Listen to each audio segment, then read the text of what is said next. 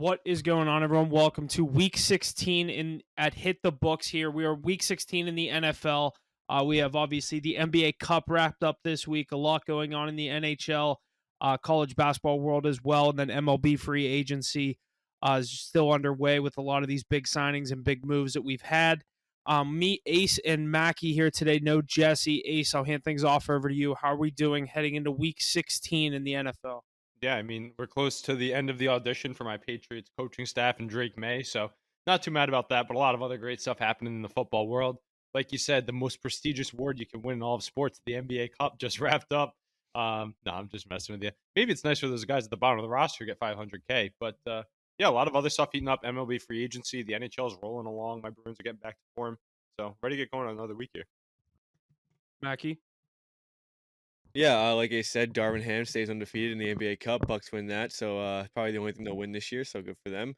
But yeah, not much else going on. College basketball had a pretty rough weekend. First losing day in a while. We dropped another unit yesterday, but still plus over 6 units, I think, still in the season. So not much to worry about. And NFL just moseying along. Week 16, getting to the end. How far away are we from the college football playoffs? This Friday. That's awesome. I'm hyped for that, actually. Yeah. My We used to have to bracket wait just till dropped. New Year's. We used to have to wait for New Year's, all the Yeah, New Year's yeah. bowls. Now there's so many games. It starts on Friday with Indiana and Notre Dame. That'll be good. When I saw but- those Notre Dame jerseys, they look pretty tough. Yeah, I saw that leak too. They might be wearing the black ones, but we'll start out in the NBA. Like we said, Milwaukee Bucks defeat Oklahoma City on Tuesday to win the 2024 NBA Cup in Vegas. I've noticed, at least from the start of the season, the Bucks obviously we had a lot of question marks going around. Doc Rivers, are they contenders? What is that team this year? They obviously had some injury issues, but Dame and Giannis kind of have stepped up over the past couple of weeks.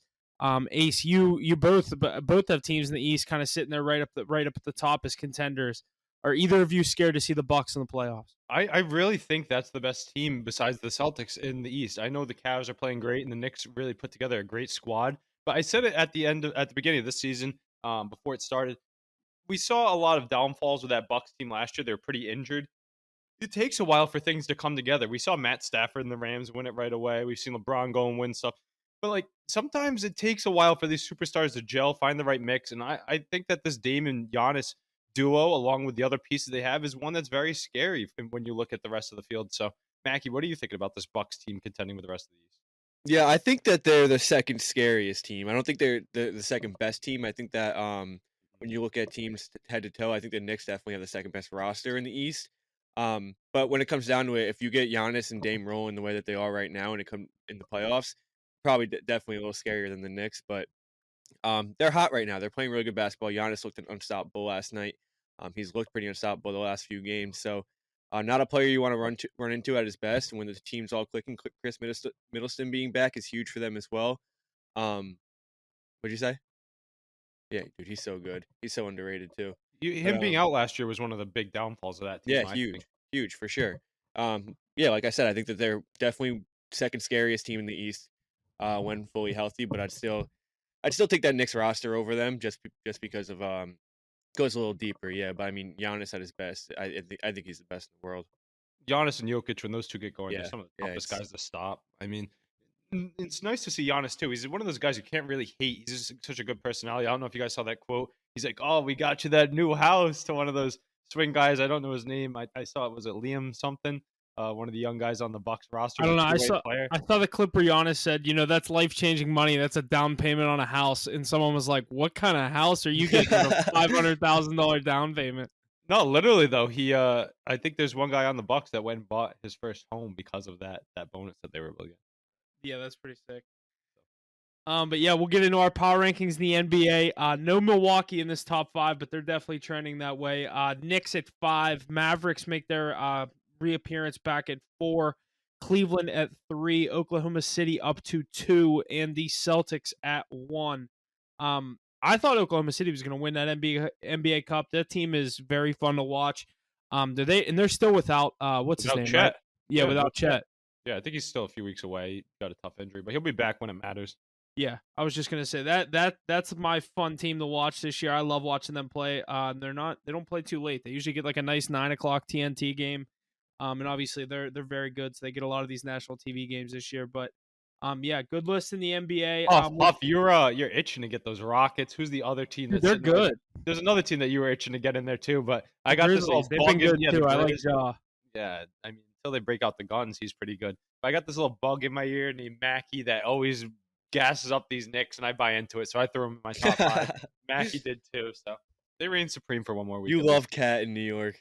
Yeah, he's a dog. I mean, I love when good teams like mine feast on him too because he's soft when it comes to the pressure. But he's doing great there, and it was a great scheme fit too. So Yeah, we saw him fall apart last year in Minnesota in the playoffs.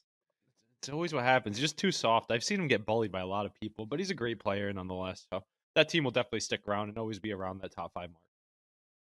Absolutely. And then we'll touch on our top 5 power rankings in the NHL real quick. That's all we have to hit on over there. Number 5, the Devils. Number 4, Capitals. Number 3, the Golden Knights. Number 2, Winnipeg Jets. And number 1, still the Minnesota Wild. What do you guys have to say about our top 5 in the NHL? We got to respect the Wild till they fall off, but are they the scariest team to see? I don't think so. Are they even a top 3 scariest team in the West? Probably not. I think those Winnipeg Jets, those Dallas Stars, and there's a handful of other teams, the Vegas Golden Knights, even the Oilers when they're playing their best hockey. I know that the Avalanche have goaltending woes and they have some issues in their depth. They just addressed it by making some good moves in the net. Mackie, I don't know what you think about those. Who'd they bring in? I believe Mackenzie Blackwood. Did they also bring in Wedgwood as well? Who? The Colorado Avalanche.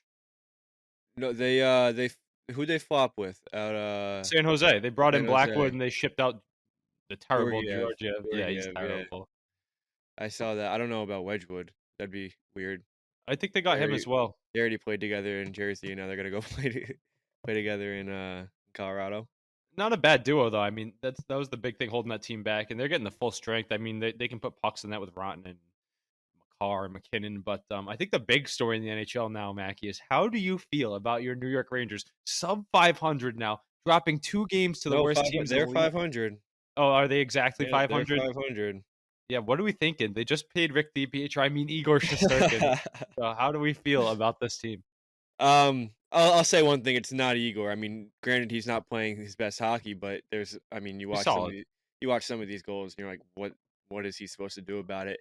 No one's playing. I mean, we scratched Kako the other day. I don't think that was the right move. Kako definitely let them know that he's frustrated about it because we have all these top vet guys who are out there moseying along doing absolutely nothing. Mika's bottom 5 in the league on plus minus. I think I saw, which is embarrassing, insane, dude. He's supposed to be like one of the top. Damn, centers in the league. I didn't realize you guys slid that far.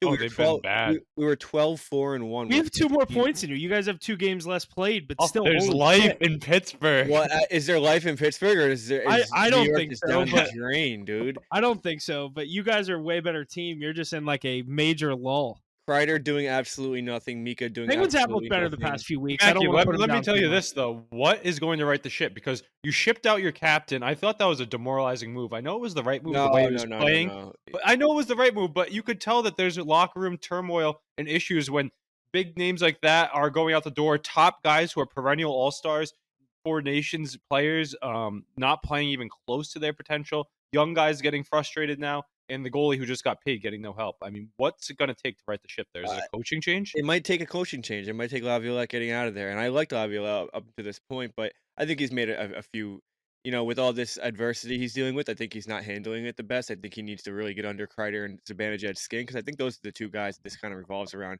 Panarin's doing everything he can. He's injured right now, but he's only been injured like a few games. Trocheck, he's a point per game player, not really playing like it, but he's not the worst guy out there. You have these young guys. I think Kako's been playing well. He shouldn't have gotten scratched. Laffy looks good. It just comes back to those 2 guys, and they're just him saying what he said after getting scratched isn't a good. Because I'm young. It's because I'm young. I don't think that's a good look. Like, oh my god, dude! I think that's the best thing they could have said. I think he's calling him out. He's saying, I'm saying, that's not a good look for the coach. I like him saying it. I love that he said that because fuck you. He's not the one playing bad. He's fucking 24 years old. You have these guys making $8 million, $9 million a year who aren't putting up even a point. Yeah, the third line's being relevant too. They're putting up points every game. Cooley looks good as well. I mean, dude, Lindgren is just fucking terrible. He's still sitting on the first line with Fox on defense. The coaching changes being made are just not the ones that need to be made. I think a coaching change is. I mean, you saw it happen in Boston. We had a great coach, Jim Montgomery, won Coach of the Year a few years ago. Great record. And we were quick to cut the cord there, and it's worked out well. Our month of December has been on insane. The team's starting to click. The top stars are starting to find their game, and we're starting to win hockey games and become more relevant in standings. Yeah, I mean, it's definitely pure panic mode at this point for Rangers. They can't do anything. They lost to two of the worst teams in the league in the last 3 games. So, hopefully something switches soon. Hopefully, The holidays might I don't save want to you. say hopefully Laviolette's fired, but maybe it's what we need. Maybe it'll turn the ship. But yeah, Yeah, it's bad right now. outside of New York, a couple more quick plugs I want to throw out there. Macklin Celebrini, I don't know if you guys have been watching, but he is Dog. on fire. I love watching him play. I got him on my fantasy team. He's up to, I think, over 20, 25 points now. He's first star of the week or top star of the week lately. Just so fun to watch. On top of that, you know who's been great in his little resurgence ever since coming off of injury has been Patrick Laine. Put up a hat trick last night all on the power play. You Good to see that see 1T good things. snipe? Oh yeah. I was sending that everywhere. I got him in fantasy too. Dirty, dude. You want to know a little stack I got Dirty. riding right now? Patrick Laine, Cole Caulfield, and Lane Hudson. They all put up like combined 8 points last night. What, the only 3 good guys on Montreal? You have them all? Literally. And they're all on the ice the whole time in all the prime situation. Lane Hudson, I think, leading rookie defenseman in scoring. Number 3 in overall rookie scoring behind Michkov and Celebrini. So, I mean, Marty St. Louis got him going right there. I think that roster's just brutal, bad goaltending. But it's nice to see some of these young guys and familiar faces starting to bounce back in the league. Absolutely. I don't got anything else in the NHL. We can jump over to, like we said, the college football playoff getting underway this Friday with the first game. Let me see, Indiana at Notre Dame. So like I said, that game will take place in South Bend. There's a home game for Notre Dame, as these first 4 games are. So Indiana at Notre Dame. Notre Dame is a 7.5-point favorite. Over under at 52.5. Notre Dame money line is minus 275, and Indiana at plus 225 on the road here. This is a rivalry game. I do think it'll be close. I don't love the 7.5 for Notre Dame. I do think they get the job done and win the game. These spreads are going to be tough. I'd probably lean. I like Notre Dame at 7. I don't like them at 7.5. I'm going to lean on Notre Dame probably just to get the job done on a money line. Mackie, I don't know about you, which way you're going on this in-state rivalry with Indiana heading to Notre Dame. Yeah, I think it's a scenario where Notre Dame kind of blows them out the water, or Indiana gets the job done and wins this football game. I think Indiana, they beat themselves against Ohio State. They played them real tight in the first half. A lot of really quick miscues in the second half that kind of let it get away from them. But they're a good team. They're just a little inexperienced. They don't play the schedule that everyone else plays, and I mean, in that sense, Notre Dame doesn't really either. But Notre Dame's a little more proven. I like this Notre Dame team. I think that they get the job done. I think they can get through Georgia as well. But it's definitely no easy first task, and I think it'll be a good game. Isn't this Notre Dame team kind of known? Not this Notre Dame team, but Notre Dame itself known for kind of flopping in big game scenarios. Well, that's the thing, but is that they're independent and they don't play the strength of schedule as everybody else, but they're Notre Dame and they always have I'm those big. I'm big games. on this Notre Dame team. I think they could, if they win this game. I'm interested to see that line to be set for them against Georgia. But they have Notre Dame's- they have the potential to be like one of the world beaters and make a good run, but they also have the potential to flop, right? If they beat if they beat Georgia, obviously they're going to get past Indiana. But if they beat Georgia and get to the semifinals, I'd pick them over Penn State. And I'd have Notre Dame. If Notre Dame beats Georgia, I have them in the national title game. Whoever wins that game, I have beaten Penn State. But what are we going to be seeing in this game though? Like, what's the story with these two teams as a mid-level college football Mackie, fan? what's a running back for Notre Dame? Love? Yeah, I think that's his name. Bryce Love, I want to say his dude. name. I forget his first name. Notre Dame's going to try to run the ball down Indiana's throat. They've been just pesky. One of those teams that teams haven't been able to put away. We saw them play up against Michigan a couple of weeks ago. It looked like they were going to slip that one up before they lost to Ohio State, but we saw them go up against a good Ohio State team in Columbus, and Ohio State handled business. I think it's a similar situation here. That place at Notre Dame is going to be rocking. Those fans obviously get up for these big games. They haven't had a home game.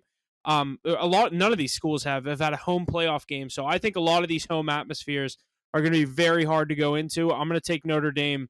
I'll take a -7. I think the money line's even safer if you want to find another leg you like. You can get it around probably even money there or close to it. But I think Notre Dame's just too much for Indiana to handle. I think they had a good season. I think they're building on something over there, but I don't think it's going to happen on Friday night. Jeremiah Love, by the way, that's his name. Jeremiah Love, that's it. But our next game, first game on Saturday, SMU heading to Happy Valley to take on Penn State. Penn State is an 8.5-point favorite. Over under at 54.5. Penn State money line is minus 350, and SMU to win is plus 260. I think Penn State gets the job done here, minus the 8.5 points. I think their defense is just going to be a little too much. Penn State has had struggles scoring on offensive side of the ball. SMU, they're, like I said, they're another one of these pesky teams, kind of similar to Indiana, that they've hung around all year. They easily could have won that ACC championship over Clemson and have a bye, or not have a bye this week, but or no, they did win. Yeah, they would have it. They would they have would- it. No, they I was lost. gonna say they would, but They lost in a yeah, game-winning field goal. that's what I thought. Yeah, After so a miraculous comeback. I was gonna say they easily could have won that game. I was confusing it with another game here. I just think Penn State's that atmosphere is going to be too much. Yeah, The that's gonna be whiteout in wild Happy there, Valley. huh? Give me the under 54 as well. I don't think Penn State runs away with it, but I think they do. SMU does struggle to score some points. Give me Penn State maybe 31-14.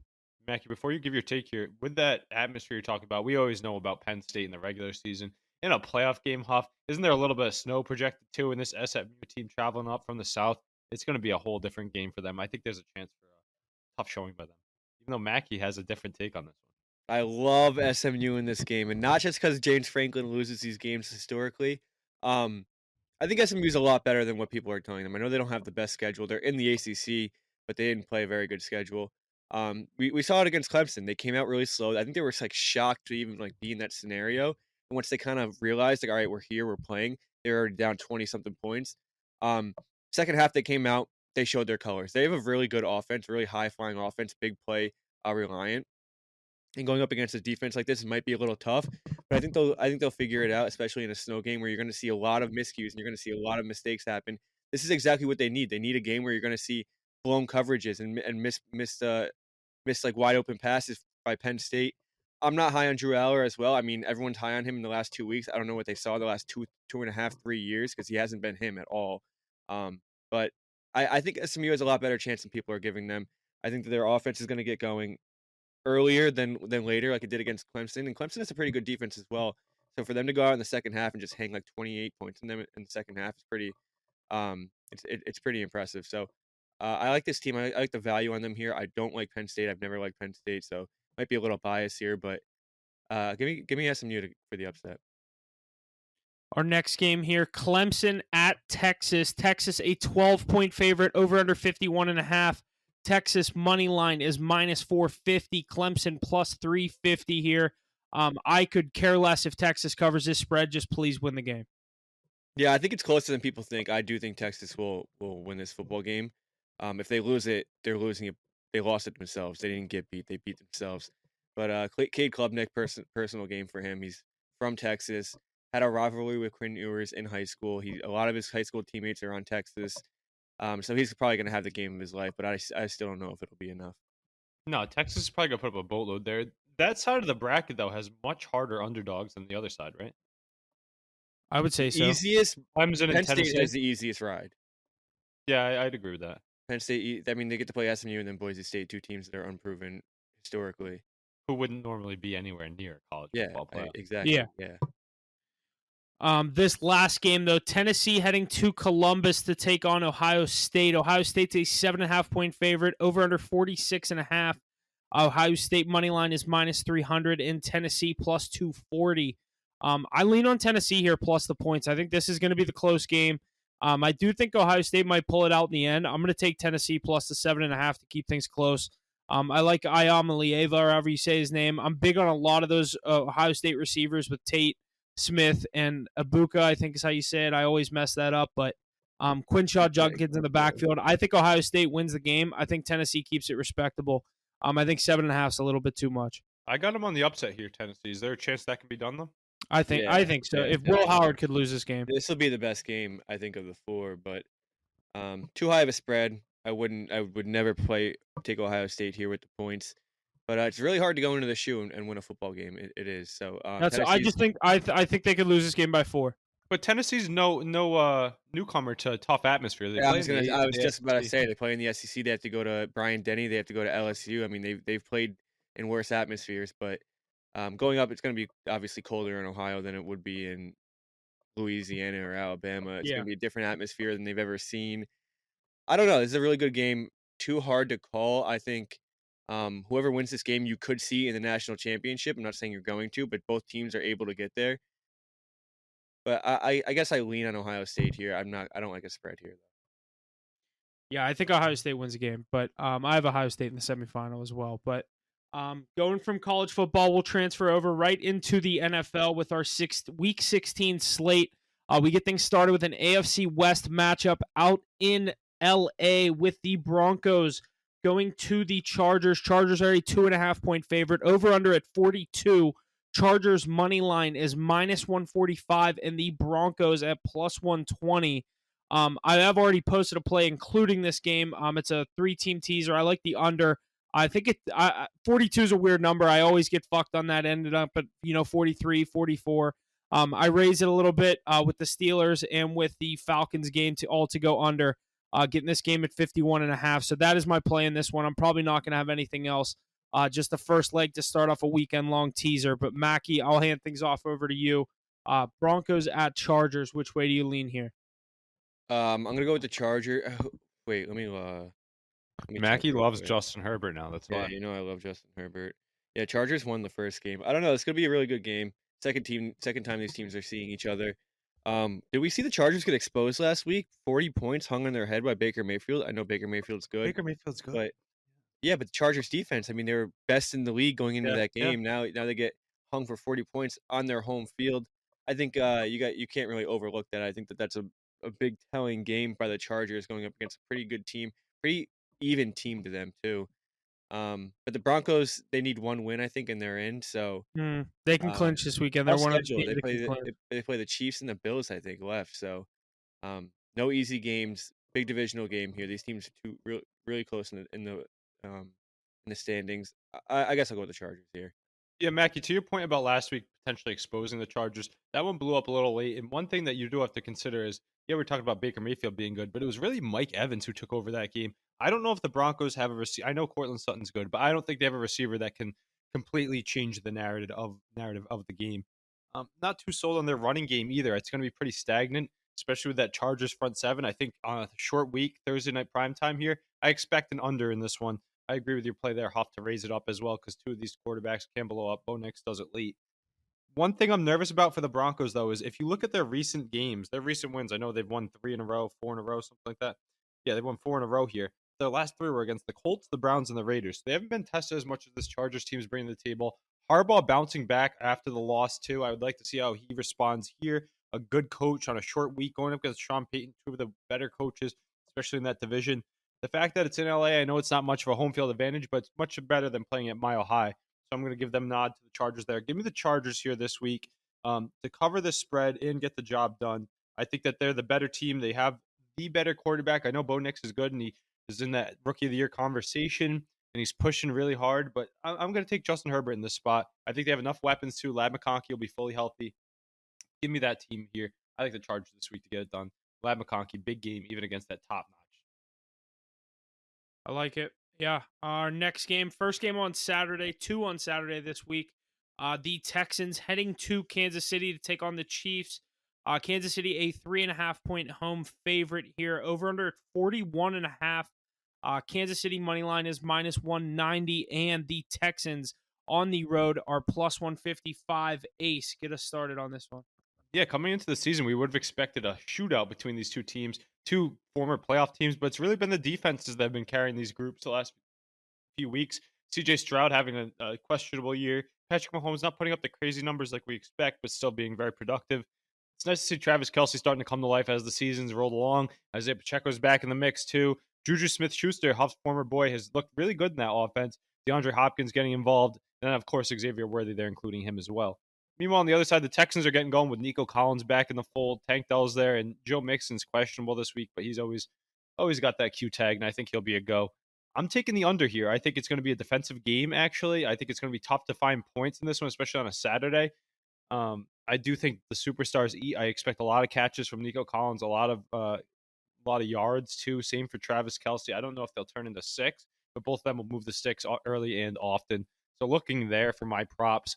But going to be a fun one to watch. Going to be a tough one to bet on. Not too sure what side I'm leaning on. Probably the Chiefs, just the way they're able to muster out these close games. That Spagnuolo-led defense. I feel like I talk about him enough, and he still doesn't get talked about. One of the best defensive coordinators in the league. That unit led by Chris Jones is playing out of their mind. That's the reason they're back-to-back Super Bowl champions.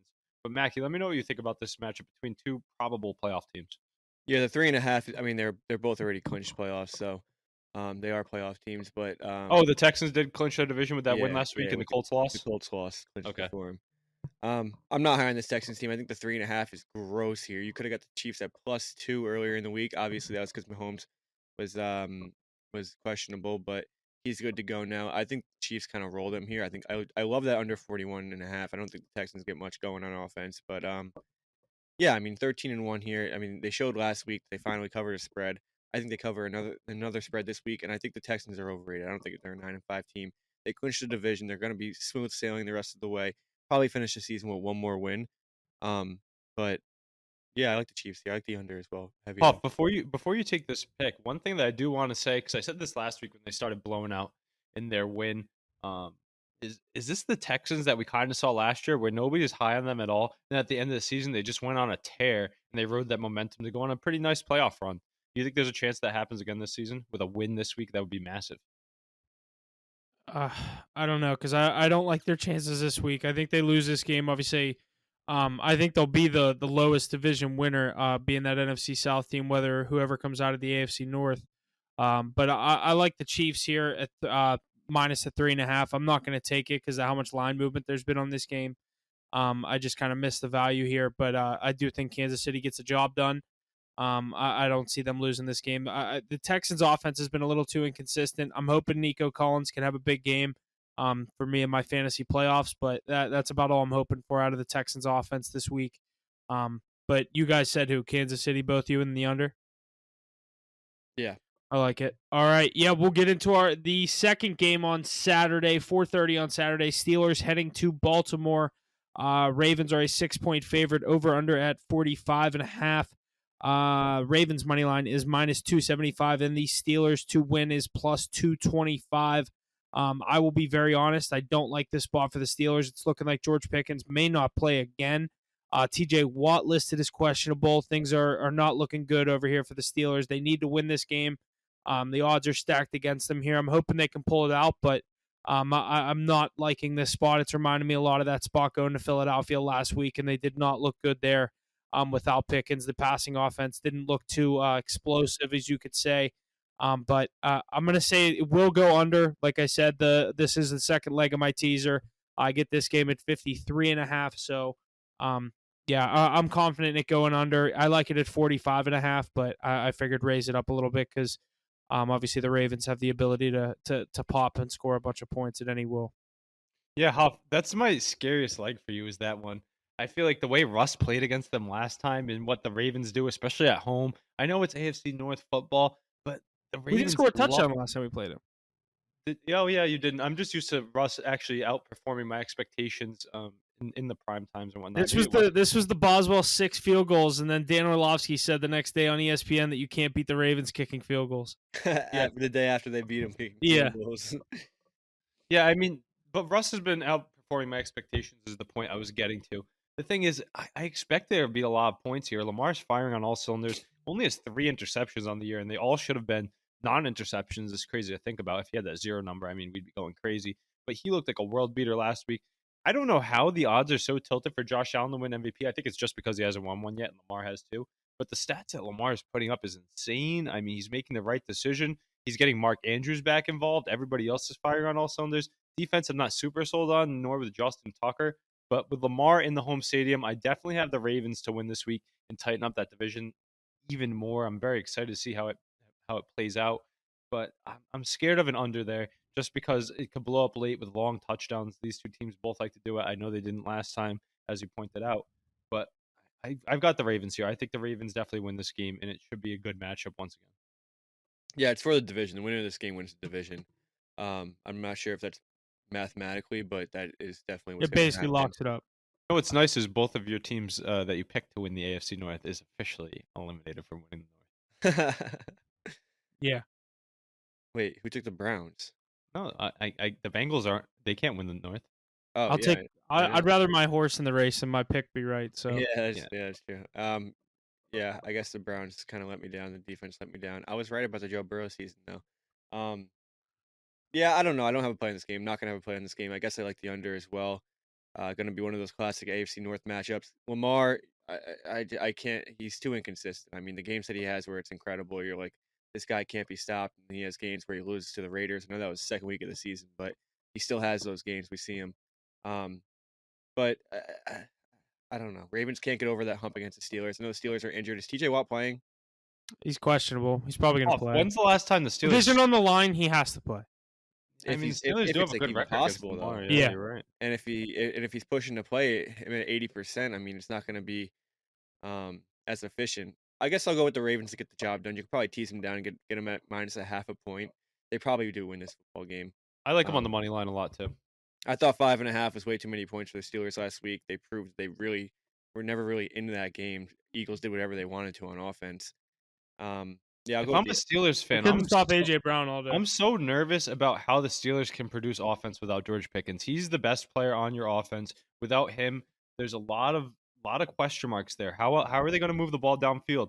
How are they going to get those big catches? You can't really rely on those guys. I think, Huff, that's why you were so adamant on them adding somebody, whether it be in the offseason or at the deadline. And they got Mike Williams, but I don't think That's that's not enough. what we needed. Yeah. Not enough at all. It was just something, but it was honestly nothing. I'm just nervous for the Steelers team without George Pickens in the mix. He was on his way to being a potential top 10 wide receiver in this league, and now you're saying he's out and down for the count, it seems. Very nervous about this Steelers team when there's a lot of points being asked to be put on the board. Yeah, this next game, I don't think there will be many points. Giants at Falcons. Falcons are an 8.5-point favorite. Over under at 42 points.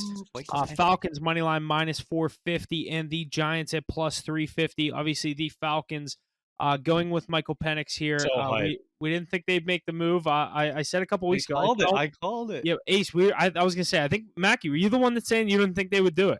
I didn't. I thought if they were going to do it, they would have done it already. I thought it was no Yeah. matter what, he was sitting a year. They're dead in the water. That's so 7-7. that win being so unconvincing over a bad Raiders team with a I'm brutal surprised defense. that's the game that did it. I really am. Yeah, it would have been a loss. So all the interceptions, right? Yeah, I mean, I thought he's had the 3 games prior. He was way worse than he was last game. The fact that I'm you not can't gonna even lie, move did the not ball watch against the any Raiders, of that though. game. That's why I took that under in my teaser. I was like, I don't want to watch this game. It's going to be ugly, and it's exactly what it was. With all the weapons they have in the ATL, it's so surprising that he wasn't able to move the ball. And what I'm seeing too is if they cut ties with him, it's over $60 million to get rid of Kirk Cousins. If they trade him, it's like about $35 million. They shot themselves in the foot by giving him the deal that they did. I don't think they even need to pay him that much to get him there. But I'm so hyped for Michael Penix. I think he's going to be dynamite jumping into that offense. I think he might have a tough start. I mean, I guess he gets to play the Giants, but he's going to have pressure in his face. I'm rooting for him. I'm a big Michael Penix guy. I said it before the draft and everything. I think that he was the best quarterback in college football last year. I like to see what he can do. He's got the weapons. He's got the running game going, so he's not all pressure on him. Good situation to be in for your first start in the NFL. Let me ask the question that we never get an answer to. Is Michael Penix going to be able to get Kyle Pitts going, or is that guy just a dud? Can we stop with the Kyle Pitts talk? Yeah, It's over. I mean, It's over until proven otherwise. imagine you put him on another team, though. I'd like to see. I mean, yeah, he's just not to even do their, he's maybe their third best skill player. Like maybe Michael Penix can get him going, though. What is the logic behind him not being good? His athleticism is the only thing he has going for him. I agree. It's just embarrassing at this point. The way, even in the garbage time a couple weeks ago, I believe it was against the Vikings, he did 2 clang off his hands wide open going into the end zone. It's just like, I'm just shell shocked that he hasn't turned into anything in the NFL, especially in the position he is and the mismatches he draws. He's in Atlanta. He's too worried about those strippers they got down there. Man, I love them strippers. Yeah. So they have a lot of other good weapons, though. Drake London, Huff's boy, surprised that wasn't on the card this week. He was the only one that found the end zone for him. But even Ray McLeod and Darnell Mooney really jumping on the scene as solid secondary options in the passing game, too. I think Penix will be able to be solid, and he gets a good matchup. I know, like Mackie said, that pass rush for the Giants is electric. But Penix's ability to move around in the pocket might be one of the reasons they turn to him.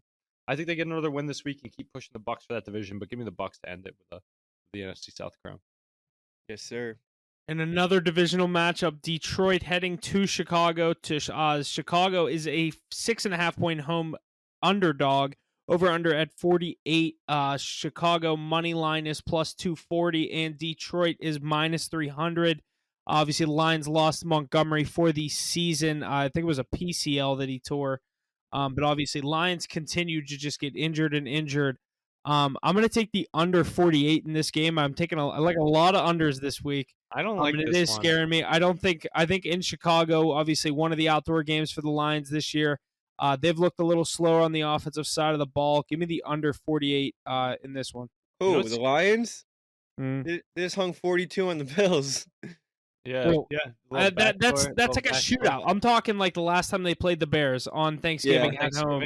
Yeah. You know, it was the garbage. Their offenses looked kind of lulled. Obviously, that's one of those games where you're going to have to put up 6 touchdowns. That was a weird one, though. That was like Jahmyr Gibbs fumbling at the 1, the end of the game collusion, yada, yada, not finding the end zone. It was a weird game for the Lions on Thanksgiving. But one thing that scares me about an under in this game is the garbage time goat that is Caleb Williams. I mean, when the game is out of reach completely, he's down 3 scores. He's like, you know what? Let me just throw 6 here. I haven't been doing it all day, but I'm going to find Keenan Allen in the end zone.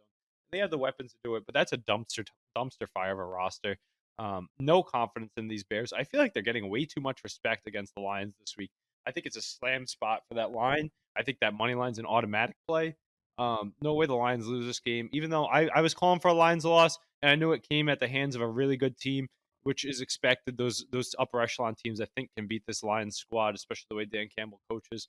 I just think that the Bears aren't going to be able to keep up. And Jahmyr Gibbs getting even more touches with Demont out is only a good thing for the Lions. Give me the Lions to score a lot of points this week and have a bounce back one after a tough loss against one of the AFC's best. Yeah, it might be a little too late for most people, but Jahmyr Gibbs is now the best running back in fantasy football, with no Demont. I mean, obviously it's huge that they lost David Montgomery, but if you're going to lose anyone, it should be one of those running backs to really not skip a step for this Lions offense. I think Jahmyr Gibbs can carry his own. He's still one of the best running backs in the league. I guess you can call it a get right spot for the Lions here. I think they get the job done. Bears have lost 8 straight. They have nothing going for them. You can't get any offense going except for, like Ace said, when garbage time they need that 1 touchdown. But yeah, I think the Lions kind of blow them out here.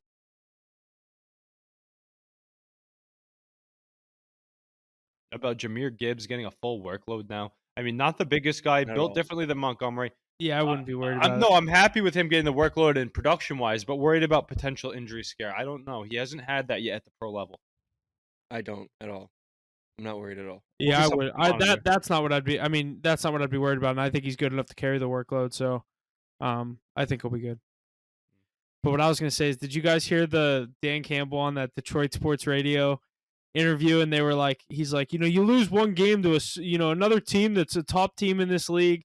He goes, we're on an 11-game win streak. He goes, let me break some bad news to you guys.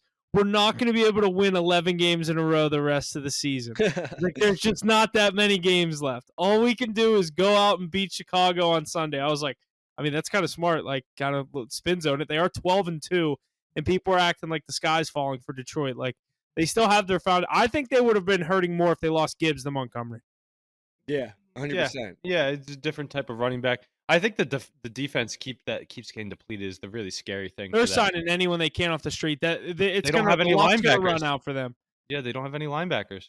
It's crazy to see how many injuries are decimating this team. The NFC's so wide open though. The Eagles obviously look like the best team. NFC obviously Seattle, they just lost. The Rams. There's so many teams in that. Baker Mayfield, if he gets his echelon of the. I want some Baker Mayfield vengeance against these Lions last year because he gave them a good run for their money. I know that the Lions ended up covering and winning that game, but he already beat them once this year, and I would like to see that matchup again. Yeah, that would be good. The next one, AFC North matchup. The 2 snooze fests in the AFC North. Obviously, the Bengals have at least been fun to watch, but the Browns. Is Jameis not playing in this game? It's PTR this game already confirmed. Yeah, that's what I thought. So the Browns are a 7.5-point road dog on or in Cincinnati, over under 47.5. Bengals money line minus 400. Browns at plus 310. I don't even have a play on this game. I'd lean on the Bengals here, but I don't like 7.5 in a divisional matchup. But the Browns are so bad, I'm not going to watch this game. I'm just not going to bet on it. I lean on the Bengals. I'll tell you what, though. You're going to see a lot of this game in the red zone highlights, and it's going to be all Bengals. I was very low on this team, and I love chirping them. But now that everybody's down and out on the Bengals, I'll prop them up a little bit. Joe Burrow has been having a great season, like Mackey said. He called that one. The rest of the team, they just built a terrible roster, so it's not their fault they're losing all these games.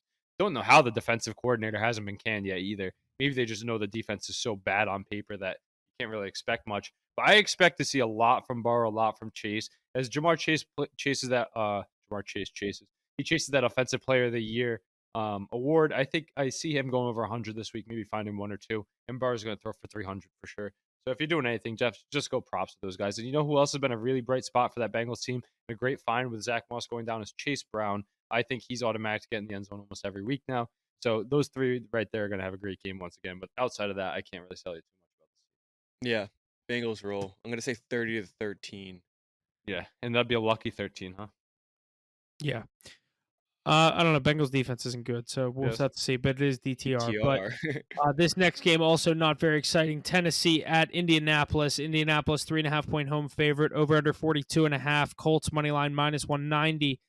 Texans plus 150 or Titans plus 155. It's going to be Mason Rudolph, right? Yeah, this is Mason Rudolph here. I do think the Titans are a better team with him under center, obviously, than Levis. I'm not a Levis guy. He at least adds Neither like is his some girlfriend sort that of went to the stability. game. But give me the Colts here. I think Colts handle business at home. Are they technically still alive in the playoff I race? think Yeah, out. they're out everything now. but dead. Yeah, I think they win. But this isn't an important game. I'm not too keen on this game. They do have 3 very winnable games though: Titans, Giants, Jaguars. Yeah, they need a lot of help. Maybe a tie on Thursday Night Football will go a long way. No, But yeah, I guess you're right. yeah, and then outside of that, I mean, it's just more development for Anthony Richardson here and getting on the same page. But it's going to be a boring game, probably a decent amount of. They turnovers. probably need the Chargers to lose tomorrow. Yeah, because the Broncos. No, are it's close. more Browns or not Browns, more Bengals because the Chargers have 2 very easy games coming up. Bengals got to play Broncos have to play the Bengals and the Chiefs after this. They have 3 very losable games. That's the only way that the Bengals can get in is if They went out and the Broncos Broncos lose out. lose out. Bengals win out, and then it's the Dolphins and the Colts to both lose a game. Yeah, it'll be interesting, but this game is not interesting. So I think we're not going to bet on this one, and we probably won't be watching it too much. Yeah, I agree. The next one, the NFC West leading Rams heading to New York to take on the Jets. Jets are a 3.5-point home dog here, over under 46.5. Jets money line plus 155, and the Rams -190. I'm going to take the Rams here to come into MetLife and handle business. I'm big on this Rams team. I said they were going to win this division. I'm gonna stand on that here. I'm gonna lay the 3.5 point with 3.5 points with LA. Give me the Rams come out on top here. I don't know what kind of game this is going to be, high scoring, low scoring. I just think the Jets aren't going to have enough for this Rams offense of Cooper Kupp and Puka Nacua. So give me the Rams skill players. Kyron, I love the Rams offense this week going to New York. Give me the Rams. I hate that Rams defense, though. I am so low on it, and that's going to be the turning point when they get to the playoffs if they get there. I think Aaron Rodgers has a good chance to put a little nail in that coffin of the Rams. Former divisional opponent, used to play against Matt Stafford a lot. So, yeah, I like the Jets. You know who's been really turning it up lately is Devontae Adams, looking like his former self, going over 100, scoring touchdowns. 195 yards in the fourth quarter or in the second half on Sunday. 2 touchdowns as well. So he's really starting to come back to his own. Maybe he's trying to make his case for being a relevant top 10 receiver once again heading into the new season. We don't know where he'll be, where Aaron Rodgers will be, but I mean, they're starting to play better football. My favorite play here is going to be the over. I think all the big guys get in. Devontae Adams will get in. Garrett Wilson will have a solid day. And then on the other side of the ball, Puka, Cooper, and Kyron are going to be solid as well. I do like the Jets to get the upset win today, but you know I can't bet on them. They're on my no-bet list ever since they lost a game early on for me. So I'm not going to take it, but give me the Jets here to win and the over. I think the Rams are a solid team, but that defense is going to keep selling them out, and Rodgers is going to have enough to be able to get it done with the weapons he has. Yeah, I think big game out of Devontae Adams, but I can't take the Jets. They've been killing everyone all year. I know they covered a spread finally last week, but definitely not going to be betting on them. I do like that over. I think I'm probably going to tease it down, do a 2-leg teaser somewhere, but yeah, I'm not going to have a side in this game. Only bright spot for that Rams defense is that rookie on the D-line. I believe it's Kobe Turner. Maybe he's been turning it up lately, but other than that, Headfirst too. Yeah, other than that, they don't really have too much. That D-line's nice, but that secondary is so mid that I'm scared with the weapons that Rodgers has at his disposal this week. The next one we have NFC East matchup: Philly heading to Washington. The Commanders are a 3.5-point home dog here. Over under 45.5. Commanders plus 150. Eagles minus 185 to win the game. I'm going to go with Philly to handle business here. I'll lay the 3.5. I don't think the Commanders have enough to hang with this Eagles team. It showed a couple of weeks ago, but I'm going to take Philly to come in and handle business here. I mean, the Commanders have been waiting for this game. This is like the biggest game in how long for this Washington team? I mean, really, like a chance to get back at them after losing in Philly a few weeks ago. I think this is going to be a lot closer than we expect. I like the Eagles on the money line here. I do think they're the better team. The Eagles are a really good roster, especially on paper and on the field. I think Jalen Hurts and AJ Brown put to bed the conversation of the divaness that we were hearing about AJ Brown and that relationship, whatever was going on there. He found the end zone as expected, squeaky wheel treatment. Saquon Barkley, we don't even have to touch on him. We've said enough about him all year long. Devontae Smith is solid. Defense starting to play better. But Jaden Daniels, man, he's got that it factor, and he's going to be able to keep this team in the mix. Terry McLaurin, nasty receiver, right up there just behind AJ Brown in the wide receiver rankings, in my opinion. So I expect more points than you would think. Normally, I think it could blow up kind of late. A first half under seems more suiting than a full game under. But I think the Eagles win this one, but it's going to be close. And don't give Jaden Daniels the ball with less than a minute left. He could steal that one from you. Yeah, I'm going to take Commanders on the money line. I think I saw plus 160. Good buy low spot after that pretty weak showing last week. I think Huff is a little. I think he's a little biased on that. Huff's been off the fading Jaden Daniels ever Commanders since here. he saw the He took Steelers him beat last in week and they person. screwed him. Did you see that play clock stop? Yeah, that was weird though. That was rigged. Definitely rigged. That is the definition of rigged. They stopped the clock for 4 seconds. They clocked the ball with 3 seconds. Bent to the rat. That was ridiculous. But I like the Commanders to keep it close. Second time these teams are meeting each other in Washington. Jalen Hurts, broken finger on his left hand. I know it's not his throwing hand, but it's definitely going to impact his play. And they got to drop one here. You can't go into the playoffs winning 13 straight. So this will be the one that they drop. I mean, the division's not up for grabs, so not much to worry about. I immediately thought the last time they lost that Jaden Daniels was going to beat the Eagles on his home turf when they met up again. I know I said I have the Eagles on the money line because it's hard to go against them right now. Don't know if I am as confident as you to put those Redskins, Commanders, whatever you want to call them, on the money line there, Mackie. But I love the juice on it. It's not a bad spot. Jaden Daniels, great quarterback, and good coaching staff there in Washington as well. They can definitely keep it close. And then, like I said, who knows when it comes down to the wire. Yeah, our next matchup, not as exciting, with Arizona heading to Carolina. Carolina, 4.5-point home dog, over under 47.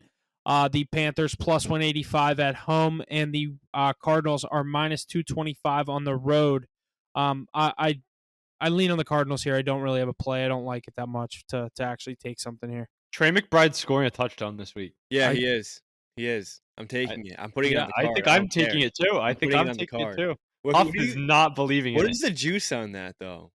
It's got to be around plus 150 to plus 180. Oh, dude, it's like not even worth it. Like, he hasn't seen the end zone all season. I mean, with the amount of targets he sees, it is worth it, though. I mean, it literally has not happened yet. I like the Cardinals here, too. Panthers are getting in line. I don't know. You like a lot of points in this one? I do. Yeah, I guess. I'm not going to play on this except for Bryce Young's been playing good football lately, too. He's plus 140. Oh, my God. I might just take the plus 850 first. Oh, God. Definitely not that. Why not? No, you can take both. If you're going to take both, though, so that way you're at least making juice if he does find it later. Yeah, until I lose both of them. Yeah, plus 140. I mean, not surprising, though, the amount of targets he gets. And someone's like, he's got to get it at some point.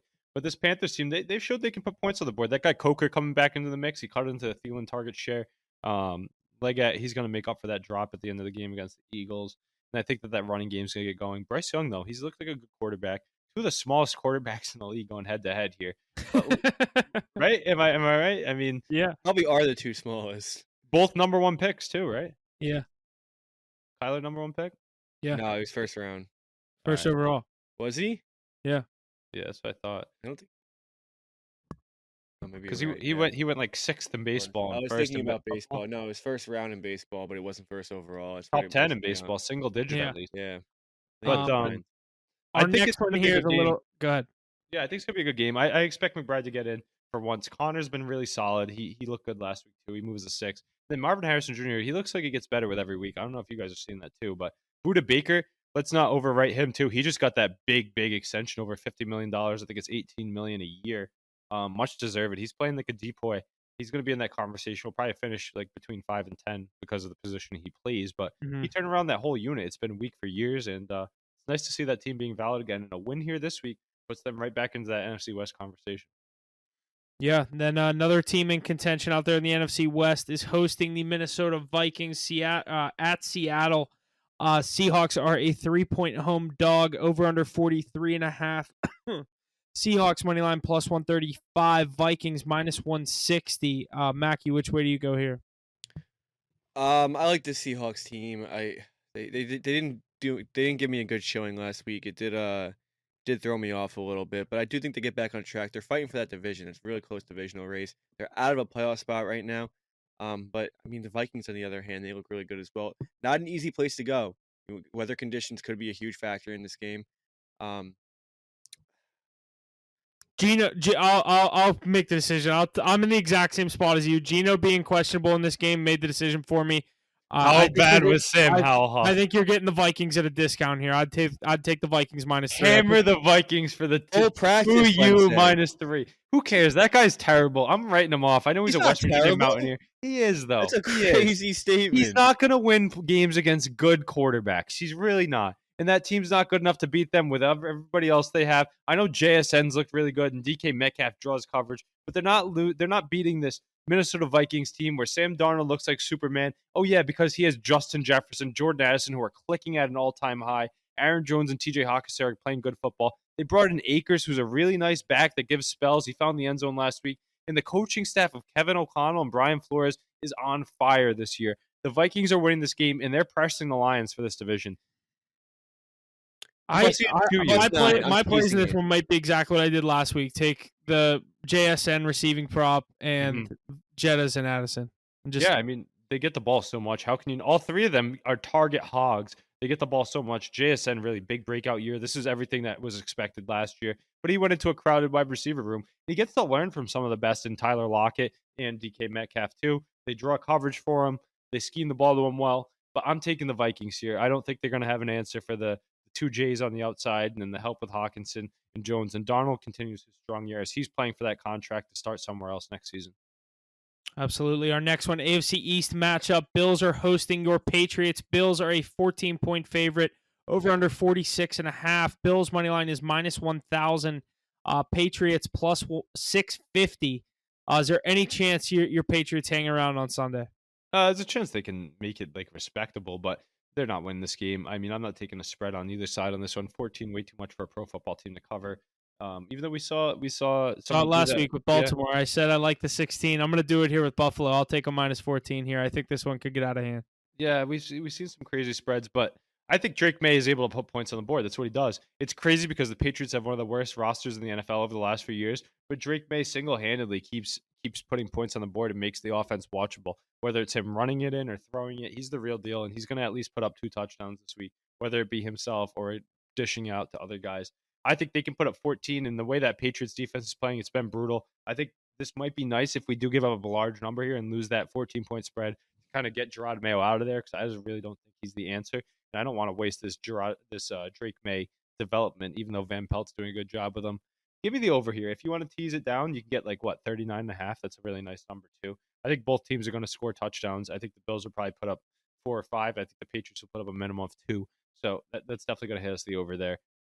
That's going to be my favorite play this week. Drake May is going to keep throwing for big air yards, and Josh Allen's going to keep pushing for that MVP. Yeah, stupid spread. Give me the Bills minus 14. Capo Caco just got fucking traded to the Kraken. For what? Borgen. Who the fuck is Borgen? Will Borgen? I've heard of him. I think he's young. You guys should have gave us him for Gensel last year. Don't open your mouth, boys. That goes to show you. Capo Caco runs his mouth one time and he hits the door. Go play for the I hope he goes off, dude. I hope he does. I hope he scores 4 goals the next time we play them. Remember when they wouldn't give us him for Gensel? No, I don't think Penguins would have taken that. That's what the Penguins wanted. I've never seen a franchise fucking flip this quick. This is like the most hard thing to watch of my life.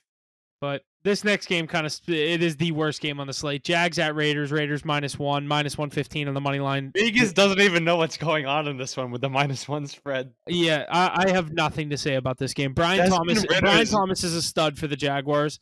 I love watching him play. I hate that they have Mac Jones at quarterback. How crazy is it that he can put up these numbers even with Mac Jones? That shows you how good Brian Thomas is. He's elite. He's very good. I saw a good post the other day too. When's the last time we saw a wide receiver that runs under a 4.35 be this good in the NFL with that good of hands and be a complete receiver? I don't think we've seen that in a while. He's special. I'd maybe say the Jaguars here.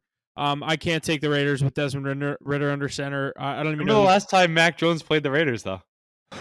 I do remember that. I had the Raiders in that game. I was going crazy. Mackie, we were together for that. Kobe You remember that? Myers. Yeah, of Roger course. Stevenson, Mac Jones getting put to the turf by Chandler Jones. I mean, but Mac Jones is hitting spinorama runs and hitting the Riz face, so he's at an all-time high. Big Cat said it best. He has the most swag for a bad He said quarterback. Big Cat said he's the cockiest bad quarterback in NFL history. He's got to be. I mean, It's not swag. It's definitely not swag. it's that white boy swag. You know the picture of him being all fat with a cigar in his mouth? That's Alabama.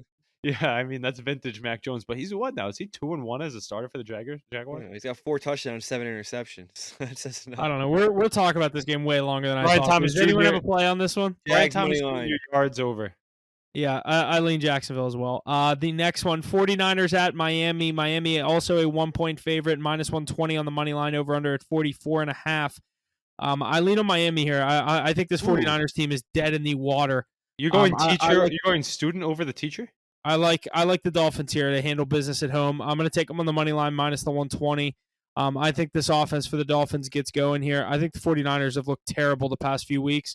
I called this demise, and I think they're going to be 6-9 going into Week 17. I'll tell you what, though, their defense has been on fire. Similar to that Cowboys team where it looks like they're dead in the water, their defense has been playing great football. They got Dre Greenlaw back for the first time in over a year, so that was really nice to see. It was pretty funny watching, what's his name, quit in the middle of the game, that linebacker there for the 49ers. Right? You see that? Yeah. Yeah, I mean, the whole team just trashed him. yeah, he lost snaps to Dre Greenlaw, as he should, because Dre Greenlaw is elite. And it's like, oh, I'm not playing anymore. All right, buddy, take a hike. How about that? But other than that, I liked what the 49ers did instead of cutting him. They suspended him from the team, so he can't just get cut and go get signed by a playoff team. Yeah, that's actually fire. That's actually a fire play because he's a pretty good. They're like, you're not leaving. You're just not working. Like, fuck you. Go sit at home. And I'll tell you what, though, if I'm going with one thing here, I think it might be a nail in the Mike McDaniel coffin. I think his time might be up at Miami. He's had enough looks with this roster, and he hasn't really turned it into much. Whoa. I don't think they pulled the plug. No way. shot. And with Tua, they're good. They Yeah, have a dude, winning record with Tua. Are they this good, year. though? They need a full season with Tua. Will they ever get that? I don't think so.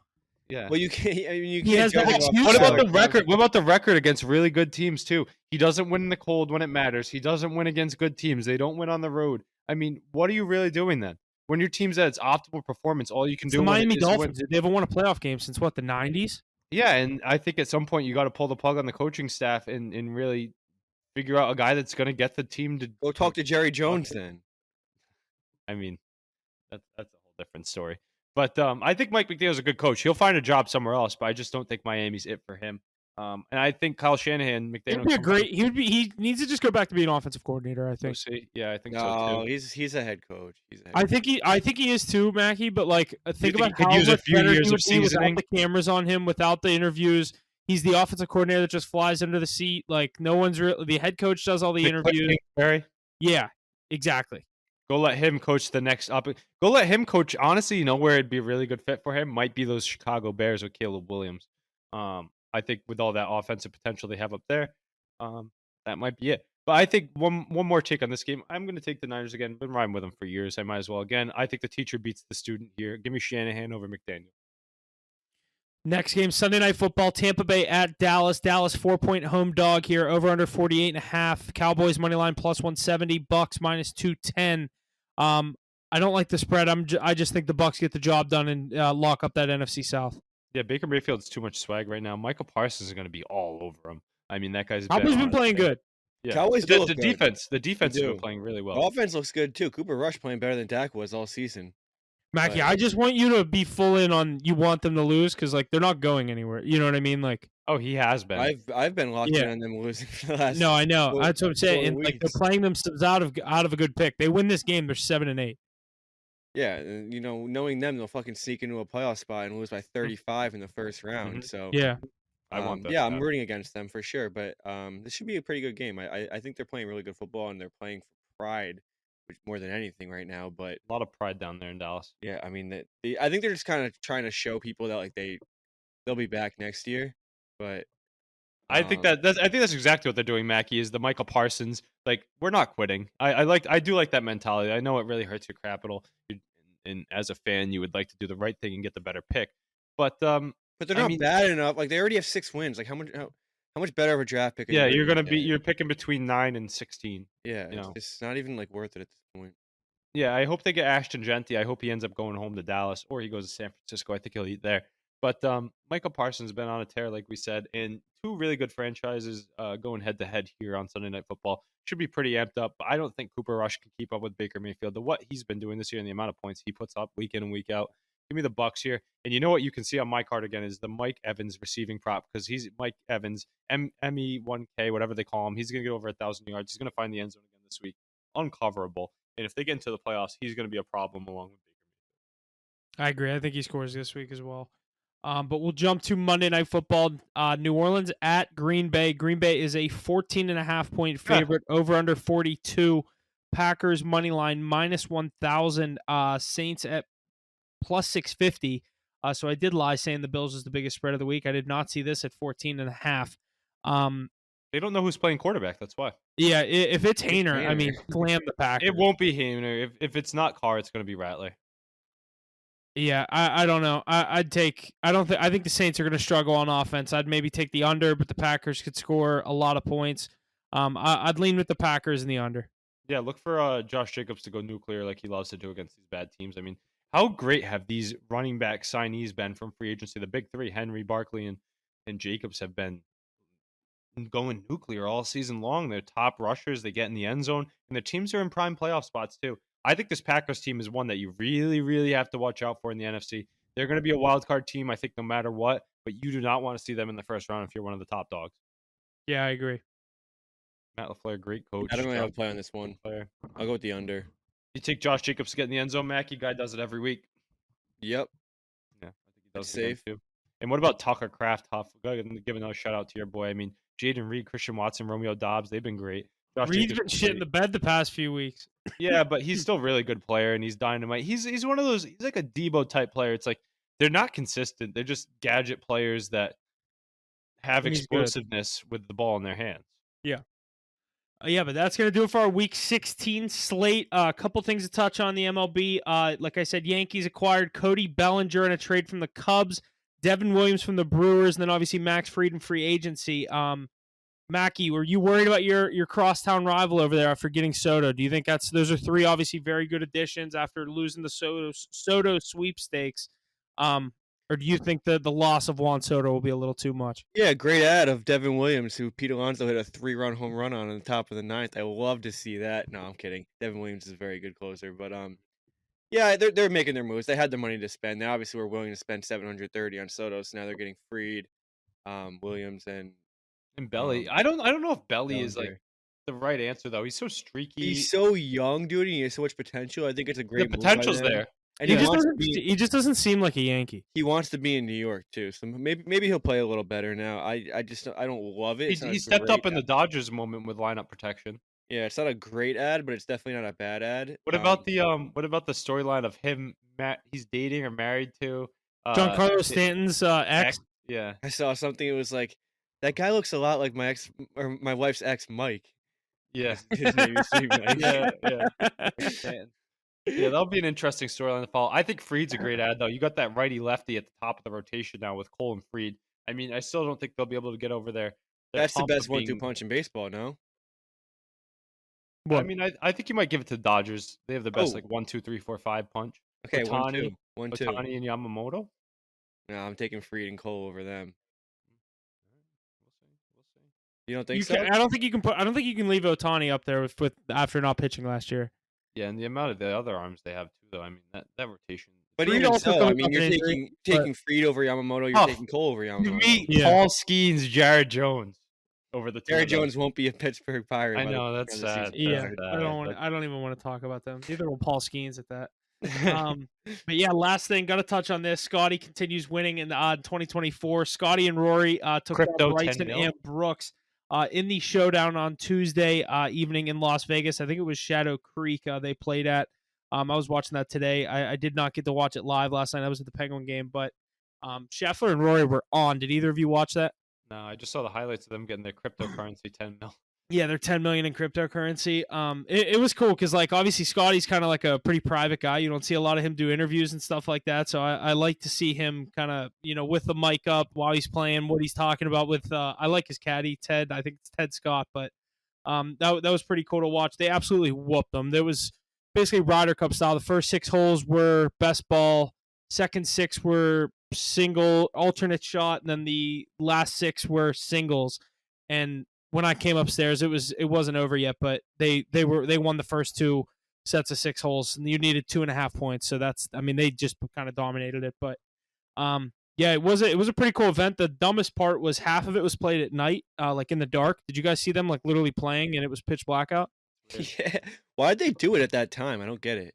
I have no clue. guess it's They're a playing in weekday, Las they wanted Vegas. the Why wouldn't you viewership. just tee The off course at was, noon? course was booked up for all the local seniors. It's just a weekday, and they wanted the viewership, but they couldn't do it during like work hours. They But should have just taped it. They should just pre-taped it. come on, Like it doesn't actually have to be live do it on a TV. Saturday. Why not just do it on a Saturday? Yeah, make them tee Dominated off by on other Saturday sports. morning at 10 But a.m. they just like they normal also people know go. that's the only time you're watching it though, because every other sport right now is dominating every other day. Oh, Yeah, they yeah. wouldn't compete with the college football I playoff guess, right yeah. now.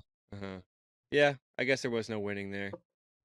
But yeah, that's going to do it. Week 16 in the NFL coming up. Obviously, we got our live stream on Sunday. Make sure you're staying tuned for that. We're flying through this NFL season. Just 3 weeks to go before playoffs. Make sure you're staying tuned to our social media. We'll get all of our plays out there for the NHL, NBA. College basketball has been on fire lately. Like we said, our first losing day in a while.